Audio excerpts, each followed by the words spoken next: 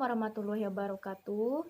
Baiklah, izin memperkenalkan diri. Perkenalkan, nama saya Cintami dengan NIM 2014 dari mahasiswa Prodi Keperawatan Pangkal Pinang. Baiklah, di sini saya akan memaparkan materi mengenai zat gizi seimbang pada ibu hamil bagi bayi dan janin. Sekian dari saya. Wassalamualaikum warahmatullahi wabarakatuh. Nutrisi adalah substansi organik yang dibutuhkan organisme untuk fungsi normal dari sistem tubuh, pertumbuhan, dari pemeliharaan kesehatan. Nutrisi didapatkan dari makanan dan cairan yang selanjutnya diasimilasi oleh tubuh sedangkan gizi adalah zat-zat yang terkandung dalam makanan yang diperlukan untuk kehidupan manusia. Sumber zat pembangunan diperlukan untuk pertumbuhan dan dapat diperoleh dari lauk pauk seperti daging, ikan, telur, tahu, tempe, dan kacang-kacangan. Sumber zat pengatur diperlukan agar semua fungsi tubuh melaksanakan tugasnya secara teratur, yang diperoleh dari sayur-sayuran dan buah-buahan. Jadi, nutrisi adalah asupan berupa makanan bagi tubuh yang mengandung gizi, di mana dalam gizi tersebut terdapat sumber zat pembangun untuk pertumbuhan, sumber zat yang pengatur untuk fungsi metabolisme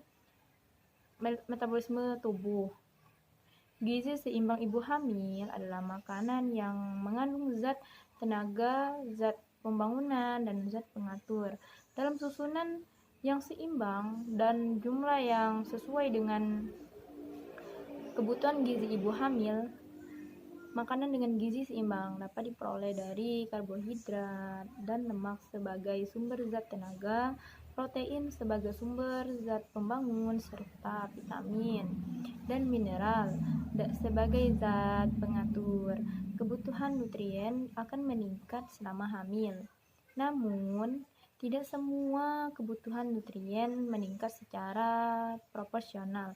Zat tenaga adalah makanan yang mengandung zat tenaga antara lain yaitu kentang, singkong, jagung, roti, dan sagu.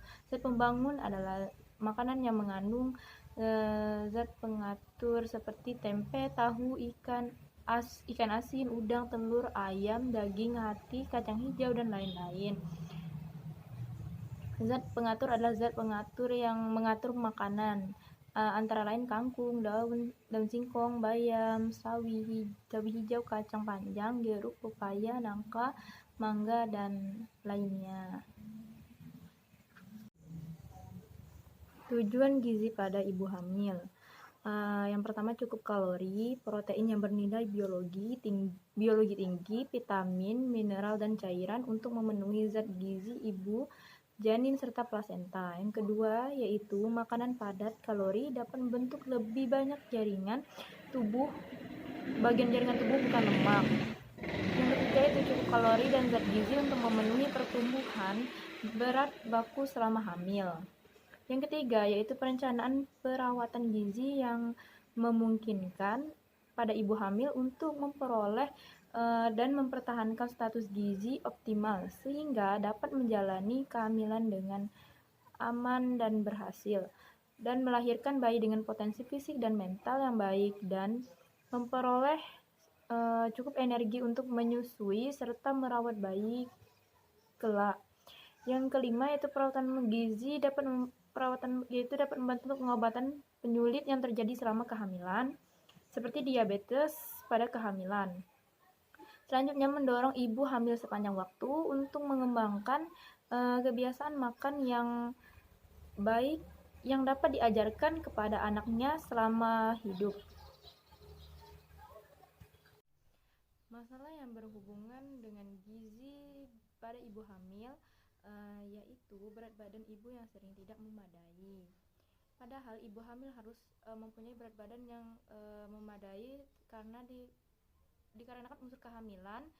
Berat badan yang bertambah dengan normal bisa menghasilkan anak yang berat badannya normal. Kenaikan berat badan ibu hamil meliputi beberapa unsur atau bagian. Sebagian memuat unsur anak, sebagian lagi memuat unsur ibu.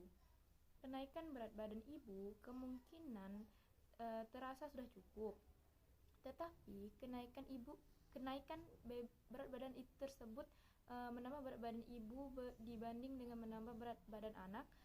Berat badan ibu sebelum hamil dan kenaikan berat badan selama hamil kurang disebut dengan underweight atau lebih disebut dengan overweight dari normal akan membuat kehamilan menjadi beresiko atau low risk. Berat badan ibu yang kurang akan beresiko melahirkan bayi dengan berat badan kurang atau bayi lahir rendah atau yang dikenal dengan BBLR. Bayi dengan BBLR tentu akan terganggu perkembangan dan kecerdasannya. Selain kesehatan fisiknya yang akan kurang bagus, berat badan ibu berlebih atau sangat cepat juga beresiko mengalami perdarahan atau bisa jadi merupakan indikasi awal terjadinya keracunan kehamilan atau yang kita sebut dengan preeklamsi atau diabetes. Mula-mula overweight, lalu tensi naik, bengkak kaki, ginjal bermasalah, akhirnya keracunan kehamilan.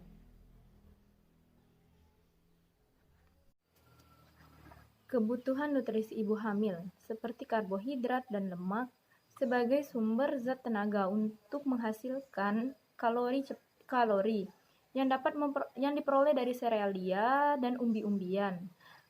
Yang kedua yaitu protein. Protein sangat diperlukan untuk membangun, memperbaiki dan mengganti jaringan tubuh. Mineral sebagai zat pengatur dapat diperoleh dari buah-buahan dan sayur-sayuran. Vitamin B kompleks berguna untuk menjaga sistem saraf otot dan jantung agar berfungsi secara normal. Vitamin D berguna untuk pertumbuhan dan pembentukan tulang pada bayi, dan vitamin E berguna bagi pembentukan sel darah merah yang sehat. Asam folat yaitu berguna untuk perkembangan bagian sistem saraf dan sel darah. Zat besi yang dibutuhkan ibu hamil agar terhindar dari anemia. Sedangkan kalsium diperlukan untuk pertumbuhan tulang dan gigi pada janin. Zat gizi yang diperlukan selama hamil pada masa kehamilan yaitu dianjurkan untuk mengkonsumsi makanan yang mengandung zat gizi tertentu sebagai penunjang kesehatan bagi ibu dan janin maupun untuk keperluan perkembangan dan pertumbuhan janin. Berikut ini merupakan zat-zat gizi yang diperlukan ibu hamil. Menu makanan seimbang. Adapun hal yang perlu diperhatikan ibu hamil dalam mengatur menu makanan selama masa kehamilan. Seperti yang pertama yaitu menghindari mengkonsumsi makanan kaleng, makanan manis yang berlebihan, susu berlemak dan makanan yang sudah tidak segar. Yang kedua yaitu ibu hamil sebaiknya makan teratur sedikitnya 3 kali sehari. Yang ketiga yaitu cadangan yang tersusun dari bahan makanan bergizi. Yang keempat yaitu mempergunakan aneka ragam makanan yang ada. Yang kelima yaitu memilih dan membeli berbagai macam bahan makanan yang segar. Yang ketujuh yaitu mengurangi bahan makanan yang banyak mengandung gas seperti sawi, kol, kubis, dan lain-lain. Yang kedelapan yaitu mengurangi bumbu yang merangsang seperti pedas, santan kental, dan lainnya. Tanda dan gejala kurangnya nutrisi pada ibu hamil. Yang pertama yaitu kelelahan dan kekurangan energi. Yang kedua yaitu pusing. Yang ketiga yaitu sistem kekebalan tubuh yang rendah atau yang mengakibatkan tubuh kesulitan untuk melawan infeksi. Yang keempat yaitu gusi bengkak dan berdarah. Yang kelima yaitu sulit untuk berkonsentrasi dan mempunyai reaksi yang lambat. Yang keenam yaitu berat badan kurang. Yang ketujuh yaitu kelemahan pada otot. Yang kedelapan yaitu terdapat masalah pada fungsi organ tubuh. Pengaruh keadaan gizi terhadap proses kehamilan. terhadap proses kehamilan, yaitu status gizi sebelum dan selama kehamilan. Bila ibu mengalami kekurangan gizi selama hamil, akan menimbulkan masalah baik pada ibu maupun janin. Antara lain yaitu yang pertama yaitu terhadap ibu, gizi kurang pada ibu hamil dapat menyebabkan resiko dan komplikasi pada ibu antara lain yaitu seperti anemia, perdarahan, dan berat badan ibu tidak bertambah secara normal, serta terkena penyakit infeksi. Yang kedua yaitu terhadap persalinan.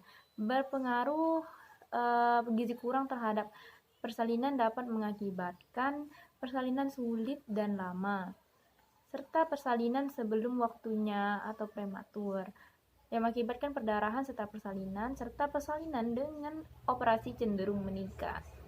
Yang ketiga yaitu terhadap janin. Kekurangan gizi pada ibu hamil dapat mempengaruhi pertumbuhan janin dan dapat menimbulkan keguguran, abortus, bayi lahir mati, kematian neonatal, cacat bawaan, anemia pada bayi, asfiksia intrapartum atau mati dalam kandungan, dan lahir dengan berat bayi lahir rendah atau BBLR.